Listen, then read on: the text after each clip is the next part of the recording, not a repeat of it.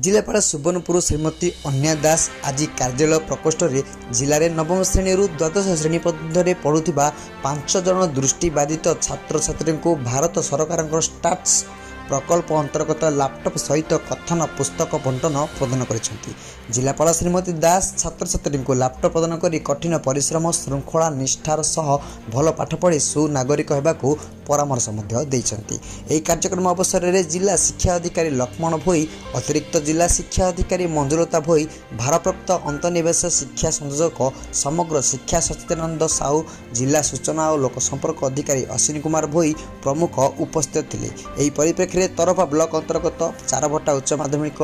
विद्यालय छात्र संजित राणा, बिनिका ब्लॉक भाउशुणी श्री जगन्नाथ उच्च विद्यालय छात्र सत्यवान सांडा, सिंहजीव उच्च विद्यालय छात्र पुरुषोत्तम खेती, उलुंडा ब्लॉक अंतर्गत उलुंडा पंचायत समिति उच्च विद्यालय छात्री झुनुजाल, डुंगरीपाल ब्लॉक अंतर्गत करलाजुरी उच्च विद्यालय छात्र शशांक सेठी प्रभृति जिलापाल लैपटॉप ग्रहण कर बहुत खुशी अनुभव करते।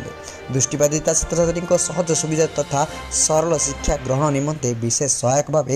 प्रदत्त लैपटॉपर NVDA सॉफ्टवेयर एवं ऑडियो पुस्तक उपलब्ध कर